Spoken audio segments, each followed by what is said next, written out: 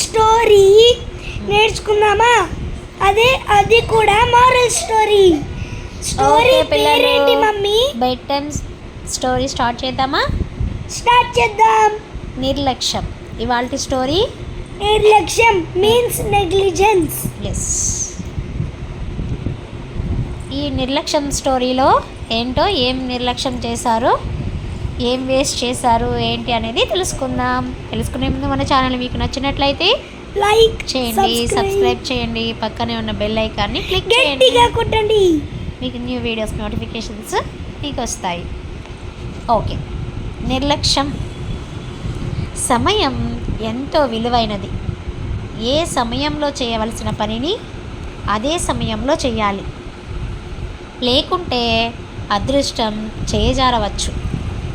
అనిత 7వ తరగతి చదువుతుంది. తెలివైన అమ్మాయి. చక్కగా చదువుతుంది, చక్కగా పాడుతుంది కూడా. కానీ ఆమెకి కొంచెం నిర్లక్ష్యం, బద్ధకం ఎక్కువ. ప్రతి పని వాయిదా వేస్తుంటుంది. అలా చెయ్యవద్దు అని వాళ్ళమ్మ ఎన్నోసార్లు అనితను హెచ్చరించింది. కానీ అనిత నిర్లక్ష్యంతో ఆ మాటలు పట్టించుకునేది కాదు. ఒకసారి ఆ ఊళ్ళో సాంస్కృతిక కార్యక్రమాలు జరిగాయి. అన్ని స్కూళ్ళ విద్యార్థులకు పాటలు, ఆటలు, పోటీలు పెట్టారు. అనిత పాటల పోటీలో పాల్గొంది. అందులో ఆమెకి మొదటి బహుమతి వచ్చింది. కొన్ని రోజుల తర్వాత ఒకరోజు సాంస్కృతిక కార్యక్రమాలు నిర్వహించిన సంస్థ నుండి అనితకు ఒక ఉత్తరం వచ్చింది. గత నెలలో జరిగిన పాటల పోటీలో మొదటి బహుమతి వచ్చినందుకు మరునాడు తమ కార్యాలయానికి వచ్చి బహుమతి తీసుకోవలసిందిగా రాశారు.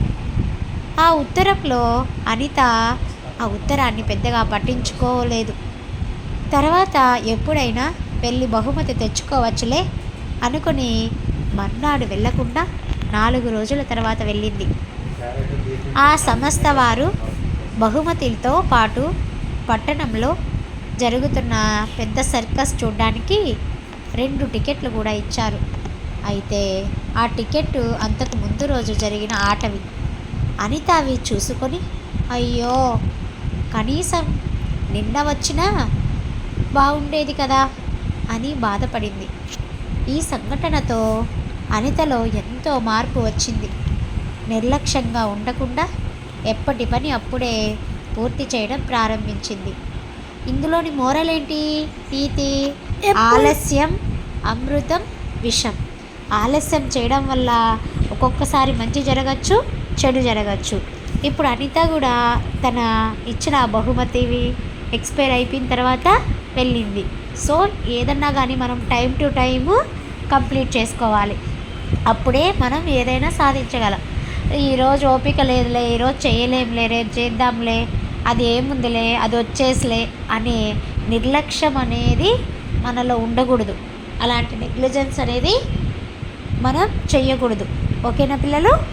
ఓకే. ఓకే. ఈరోజు మోరల్ స్టోరీ బాగుంటే కామెంట్ బాక్స్లో రాయండి. మీకు ఎలా అనిపించిందో ఈ స్టోరీ కమెంట్ బాక్స్లో కమెంట్ చేయండి. సబ్స్క్రైబ్ చేసుకోండి. Bye and support us. Good night. Thank you. ఇలాంటి మంచి మంచి తెలుగు కథలు, చిన్నపిల్లలకు సరదాగా కాసేపు కథలు నవ్వుకోవడానికి మంచి మంచి నవలలు ప్లేలిస్ట్లో అవైలబుల్లో ఉన్నాయి. తెలుగు, ఇంగ్లీషు. పిల్లలు తెలుగు స్టోరీని ఇంగ్లీష్లో ట్రాన్స్లేట్ చేసి వీడియోస్ కూడా ఉంటాయి అవైలబుల్లో.